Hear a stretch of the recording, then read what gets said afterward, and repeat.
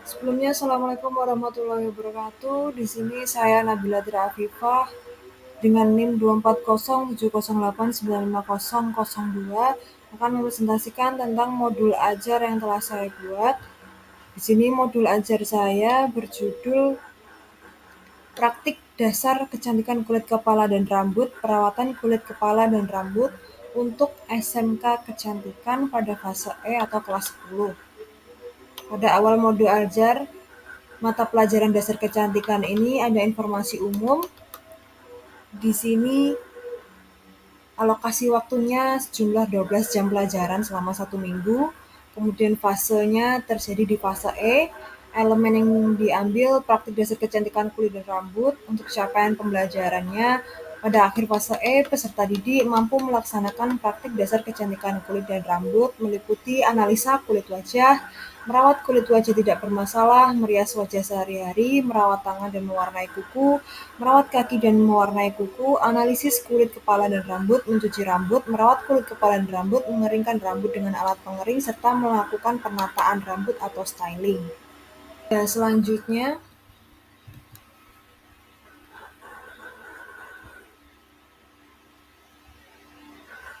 untuk kompetensi awal, tujuan pembelajaran di sini yang pertama, peserta didik dapat menjelaskan tentang perawatan kulit kepala dan rambut. Yang kedua, peserta didik dapat menjelaskan sejarah perawatan krimbat.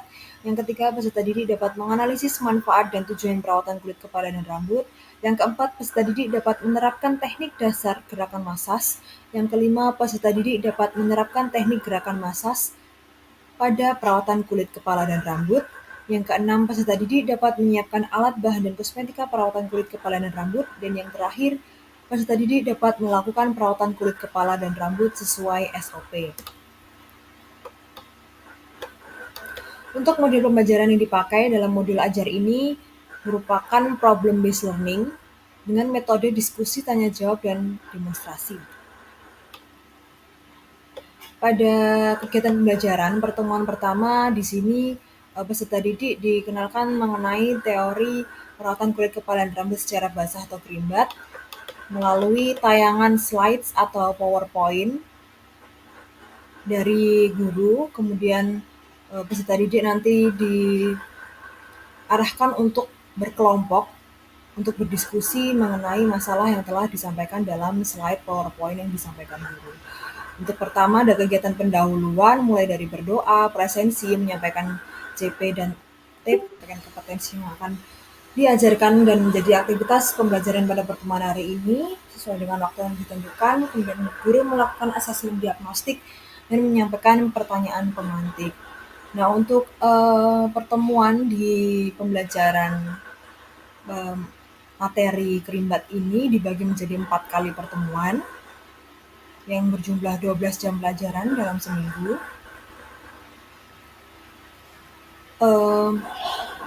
Untuk pertemuan pertama di sini peserta didik diarahkan untuk berdiskusi secara berkelompok terhadap masalah yang telah disampaikan oleh guru melalui PowerPoint.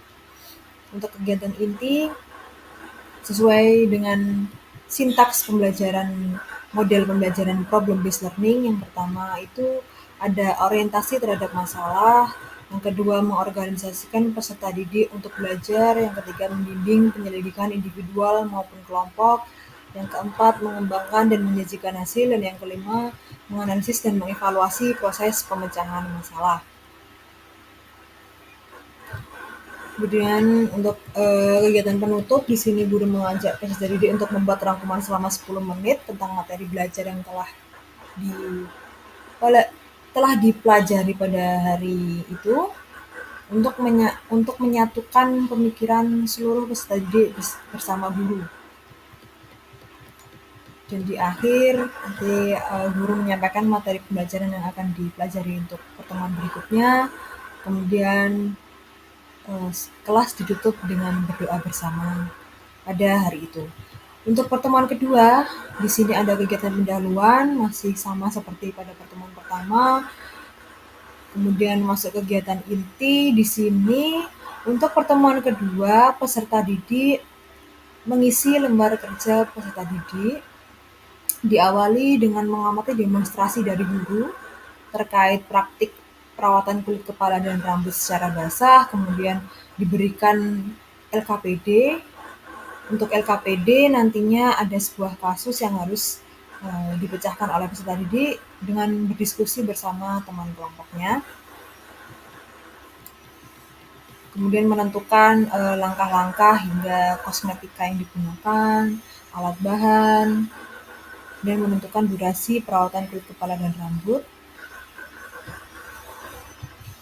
Setelah mengisi LKPD, kemudian dipresentasikan dan terdapat sesi tanya jawab, dan guru memberikan evaluasi terhadap kegiatan pembelajaran pada hari itu. Kemudian untuk penutup, di sini guru melakukan refleksi sebagai penguatan, mengakhiri pembelajaran dan memberikan motivasi, kemudian memberikan informasi materi pembelajaran untuk pertemuan selanjutnya, kemudian guru mempersilakan siswa untuk berdoa.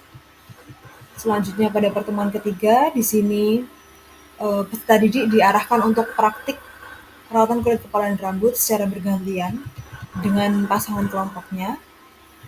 Kemudian di pertemuan keempat, di sini diadakan ulangan harian. Untuk asesmen sendiri, di sini ada asesmen diagnostik non-kognitif, kemudian ada formatif berupa penilaian diskusi dan pengamatan, kemudian ada sumatif atau tes tulis, unjuk kerja, dan portofolio. Jadi di tes sumatif ini ada di akhir semester. Kemudian untuk formatif berada di akhir pertemuan dari materi pembelajaran kerimbat ini. Kemudian ada pengayaan dan remedial. Di sini yang pertama, program pengayaan diberikan sesuai dengan capaian pembelajaran dan atau tujuan pembelajaran yang telah dipelajari, dapat berupa penguatan kompetensi ataupun pengembangan kompetensi. Yang kedua, program remedial diberikan tugas atau perlakuan secara khusus yang sifatnya penyederhanaan dari pelaksanaan pembelajaran reguler. Kemudian refleksi. Yang pertama, apakah ada kendala atau hambatan dalam kegiatan mengidentifikasi materi kulit kepala dan rambut? Yang kedua, apakah semua peserta kelompok aktif dalam kegiatan berdiskusi? Yang ketiga, apa saja kesulitan pada saat pembelajaran? Yang keempat, apa menurutmu dalam kegiatan mengidentifikasi materi kulit kepala dan rambut, kelompok belajar dapat berjalan baik? Yang kelima, apakah pemahamanku tentang kulit kepala dan rambut cukup dimengerti? Tuliskanlah pengalaman setiap kerja kelompok dalam jurnal kalian sehingga saat berbagi tugas kalian bisa bergiliran dan adil. Sekarang masuk ke penilaian kegiatan diskusi. Di sini ada instrumen dan rubrik penilaian sikap dalam diskusi. Ada 4 indikator penilaian. Yang pertama ini komunikatif, yang kedua kerjasama, yang ketiga kreatif, dan yang terakhir kritis. Untuk rubrik penilaiannya, setiap indikator mempunyai sub-sub indikator yang berjumlah 4 sub-indikator A, B, C, D. Apabila dinilai sangat baik akan mendapatkan nilai akhir 4. Sangat baik di sini berarti keempat sub-indikator ini muncul ketika melakukan penilaian peserta didik pada saat diskusi. Begitu juga untuk kategori nilai sikap baik, ini akan mendapatkan nilai 3, dan cukup akan mendapatkan nilai 2, dan kurang mendapatkan nilai 1. Selanjutnya ada kisi-kisi dan soal tes pengetahuan dan keterampilan. Untuk soal tes pengetahuan di sini dilakukan dengan soal tes pilihan ganda yang berjumlah 20 soal. Kemudian ada soal IC berjumlah 5 soal. Ini untuk lembar soal perawatan kulit kepala dan rambutnya, soal tes pilihan ganda dan IC. Kemudian ini kunci jawabannya. Dan juga ada rubrik penilaian soal. Untuk pilihan ganda, skor 3 berarti benar, skor 0 berarti salah, total 20 benar kali 3 adalah 60. Kemudian untuk IC, skor 8 adalah benar, skor 3 kurang atau mendekati benar, dan skor 1 salah. Total nilai 5 benar kali 8 adalah 40, sehingga jika jumlahkan nanti akan berjumlah nilai 100 atau sempurna. Kemudian untuk rubrik penilaian unjuk kerja, di sini ada beberapa indikator dan sub-sub indikatornya dengan rentang nilai 1 sampai 4. Untuk indikator pertama ada indikator persiapan. Dalam persiapan ada persiapan tempat kerja, klien dan pribadi. Kemudian untuk pelaksanaan, di sini sudah ada beberapa indikator. Kemudian pada penutup di sini kegiatan presentasi hingga berkemas dan mengumpulkan job sheet.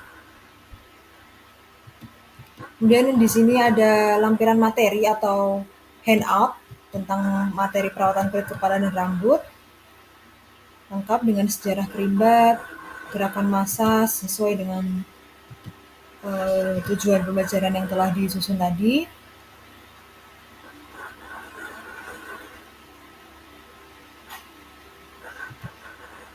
Kemudian ada lembar asesmen diagnostik.